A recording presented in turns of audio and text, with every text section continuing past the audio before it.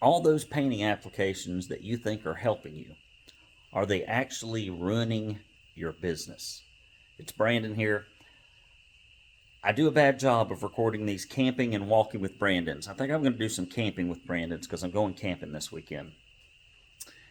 And so tonight I'm in my garage. Don't judge me. I'm packing stuff up. I may even show you all the equipment here at the end of the video, if you don't mind. We got the Blazer back here, my teardrop painted to match, the FJ that's basically the same color. It's my camping setup. My favorite thing to do, just about, is go camping. But before we get to that, which is really what you're going to hang on for till the end, I want to talk about these damn painting applications. I love them. I think they're great. Some of them are good, some of them are a little bit better, some of them are excellent. But no matter which one you're going to use, you need to know the fundamentals, and do not rely on a robot or an application to educate you on them. Let me explain. So I've done probably close to 3,000 painting diagnostics now, and I get on the phone with people and they do not know their numbers, and they do not know how the numbers are calculated. They don't understand the core concepts behind the numbers. They're like, well, I go, how do you, talk to me about how you write this estimate? Well, I punch this stuff into the application. I said, but how does it give you a number? And they don't know, and they don't know the settings, and they don't know if the spread rates or the production rates actually fix their painters. And they don't even know how the thing's spitting the number out.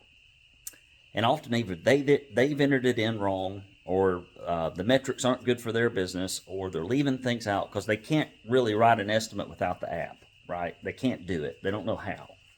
They can't just take out an envelope and a piece of paper and actually calculate an estimate. And what I have found is when people don't understand the fundamentals, it is like when you were in high school and you took a math test and you really knew the math and you could solve backwards to the problem and actually determine if that even sounded in the ballpark. And you knew exactly how to do it, right? Forwards and backwards. And so when a trick question came, you could solve it backwards, and know this is the answer. I'm writing down the correct answer because I understand the concepts, I understand the framework, I understand the metrics. I've done it enough to where it's a little bit second nature. That's different than I plug some stuff into this thing, it spits out a number, and I hope it's correct. And it just doesn't apply to estimating software. It's job costing, it's whatever dashboard you're using to run your business. I don't care what it is. Everybody always asks, Brandon, what kind of app would you use? First, I want to know, do you even understand the fundamentals of this? Because you're going to get into trouble if you rely upon technology but you don't understand the fundamentals. So my recommendation on that stuff is first, get efficient. Oh, I said it backwards. First, get effective. I'm not re-recording this. You're not getting that. So first, get effective, and then get efficient. Let me explain what I mean.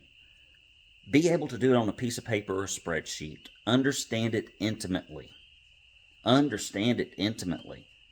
To where, if I woke you up out of a dead sleep at 3 a.m. in the morning, and you could explain it to me because you understand the fundamentals. Then, make even that a little bit more efficient. And then go out and find an application that makes that process easier, that makes it better, that does make it more efficient. But you've got to be able to get in the back end and check and see if everything that's doing the calculations, everything that's giving you the data that you're trying to run your business on is actually accurate. And I'm here to tell you, I force my clients very often to go dig and then, basically like a math teacher, prove your work. And they come to prove their work, and guess what? 9 times out of 10, the numbers are never better, they're worse.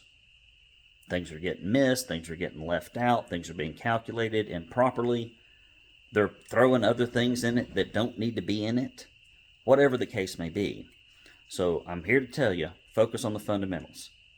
If you understand the fundamentals, you can then go get applications that serve you very well, and there are lots of them in the industry, but you can't rely on them before you know the fundamentals. Okay, enough of that. Business. So I'm getting ready for camping. I'll just show you my little setup here. This is the inside of my teardrop. I love this thing. I'll tell you the story about it, maybe if I want to. This is the 72 Chevy Blazer. I painted this thing to match that thing. I still do tow this camper with the Blazer, but only if I'm going on paved roads. I used to take it 15, 16 miles on forestry service road, and it rattles and shakes and trembles, and I'm like, it's too nice to take. I'm not doing that anymore. This is my used to be daily driver that I kind of just park in the garage now, my FJ Cruiser, and you can see it's painted similarly to this. It's kind of neat. This is where I keep all my junk. Got a potty in there. I got a fishing rod I haven't taken out of the box, some lanyards, jumper cables. This is a cast iron, what do you call it? What is the name of it? I'll think of it here in a second. There's a cast iron grill, and then a Dutch oven. That's what I'm going for. And that's not what you think. You think Dutch oven, you think something else, but it's actually a real Dutch oven. This is where I got my Orca cooler. I put 2 big frozen blocks of ice in there, and it can last you for about 5 or 6 days. This other view from this side. Yeah, it's great. I got 14 gallons of water. That'll get me by. I can take a shower with that like 3 or 4 times, and I do. I'm pretty persnickety about being clean, and so I do that every day. This is my kind of kitchen setup here. You can see it's just, I don't know, plates, silverware, cups, stuff left over from camping, lighting, AAA batteries. I take too much. That's a problem. This is the dog. Where are you? Rocco. This is a bunch of crap we need to sort out, half of which we don't need. And this is the bicycle, and it goes on the back of this thing here, which is a 1-inch receiver. Guess what? This is the truth. I had to get my wife to put it in there. I got messed with it for a while. I was like, I can't figure this crap out. I'm not very handy. I'm just going to go ahead and say it. It's the truth. So there's the Blazer. That's my wife's daily driver. Some kind of Lexus.